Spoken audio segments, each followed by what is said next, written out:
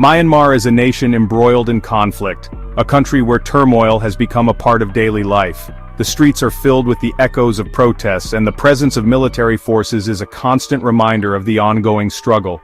The people of Myanmar are caught in a relentless cycle of violence and unrest, yearning for peace and stability. This is not a new phenomenon.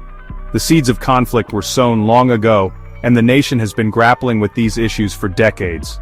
The historical footage reveals a pattern of unrest that has plagued Myanmar for generations, a testament to the enduring nature of its struggles. The country has a long and troubled history, marked by periods of intense conflict and brief moments of hope. From colonial rule to independence, and from military coups to democratic movements, Myanmar's journey has been anything but smooth. Each chapter in its history has left an indelible mark on the nation's psyche. Since its independence from Britain in 1948, Myanmar has struggled to achieve lasting peace. The departure of the British was supposed to herald a new era of self-determination and prosperity, but instead, it opened the door to a series of internal conflicts and power struggles that have yet to be resolved. The current conflict is a complex web of political, ethnic, and social tensions. These tensions are deeply rooted in the country's diverse makeup, with over 100 different ethnic groups, each with its own unique identity and aspirations. The struggle for power and recognition among these groups has often led to violent confrontations and widespread suffering. It is important to understand the historical context to grasp the current situation. The conflicts of today are deeply intertwined with the events of the past, and without this understanding, it is impossible to fully comprehend the challenges that Myanmar faces. The timeline of Myanmar's history is a roadmap of its struggles, each event a piece of the larger puzzle. The military, known as the Tatmadaw, has played a dominant role in Myanmar's history. Their influence extends far beyond the battlefield, permeating every aspect of society. The Tatmadaw's repeated interventions in politics have shaped the nation's trajectory, often with devastating consequences for the civilian population. They have repeatedly seized power, suppressing any opposition. The military's grip on power has been maintained through force and intimidation, stifling dissent, and crushing any attempts at democratic reform. The scenes of military crackdowns are a stark reminder of the lengths to which the Tatmadaw will go to maintain control. Ethnic minorities have also faced persecution and marginalization. These communities have borne the brunt of the conflict, their lives disrupted by violence and displacement. The struggle for autonomy and recognition has often put them at odds with the central government and the military, leading to a cycle of repression and resistance. This has led to armed insurgencies and a cycle of violence. The quest for self-determination has driven many ethnic groups to take up arms, resulting in prolonged conflicts that have devastated communities and hindered development. The images of armed insurgency are a testament to the resilience and determination of these groups, but also a sobering reminder of the human cost of conflict. The current conflict is a continuation of this tragic legacy. The protests and clashes we see today are the latest chapter in a long history of struggle. The people of Myanmar continue to fight for their rights and their future, even as they face immense challenges. The ongoing conflict is a stark reminder that the path to peace and stability is fraught with obstacles, but the resilience and courage of the Myanmar people offer a glimmer of hope for a better future. Myanmar's history is marked by military coups and authoritarian rule. The military first seized power in 1962, ending a brief period of democracy. This ushered in an era of socialist rule and isolation from the world. The military government, known as the Burmese Socialist Program Party, implemented a series of economic and political reforms that proved disastrous. The economy stagnated and human rights were routinely violated. In 1988, a popular uprising, known as the 8888 Uprising, erupted, demanding democracy and an end to military rule. The military responded with brutal force, killing thousands of protesters.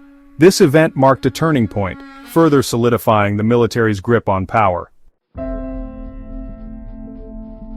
In February 2021, the military once again seized power in a coup d'état, marking a significant and tragic turn in Myanmar's history.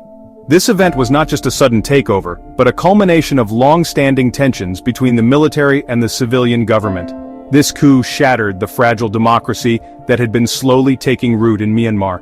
The country had been on a path towards democratic governance since the military began to loosen its grip in 2011, allowing for more political freedoms and the participation of civilian leaders. The military claimed that the 2020 elections, won overwhelmingly by Aung San Suu Kyi's National League for Democracy Party, were fraudulent.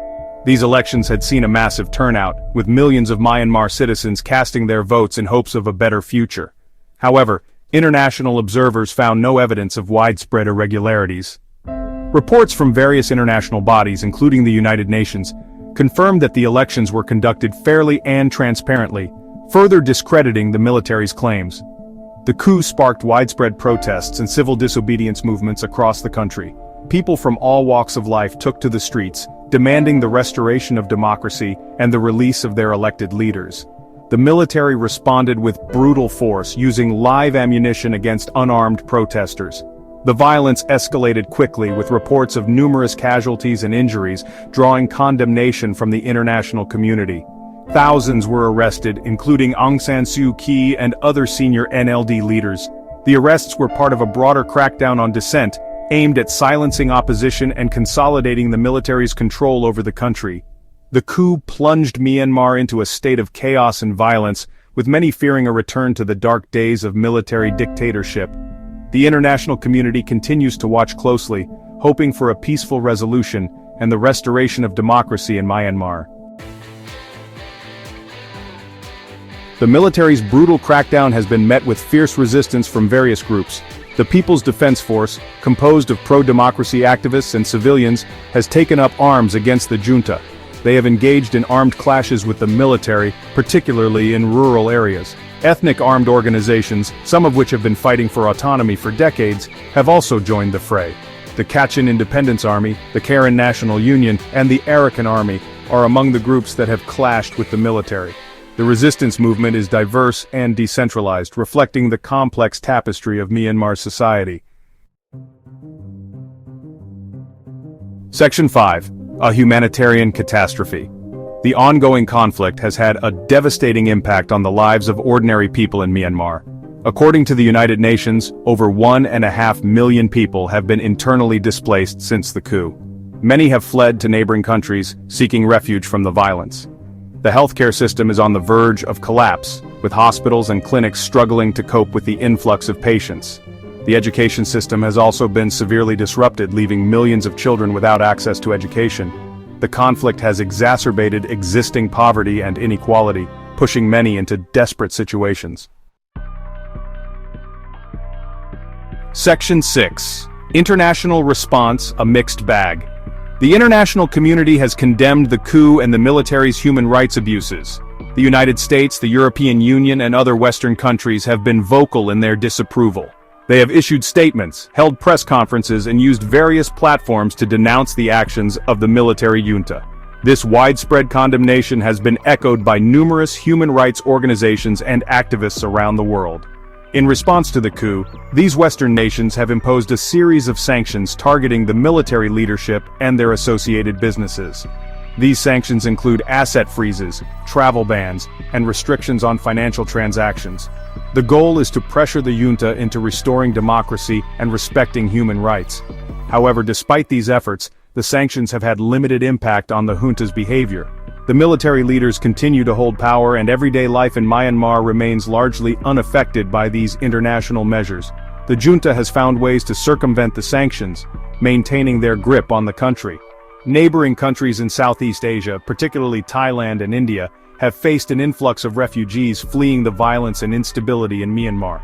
These refugees, seeking safety and a better life, have crossed borders in large numbers, creating a humanitarian crisis in the region. The refugee camps in these countries are overcrowded and under-resourced. Families live in difficult conditions, relying on humanitarian aid for their basic needs. International organizations and local NGOs are working tirelessly to provide support, but the scale of the crisis is overwhelming.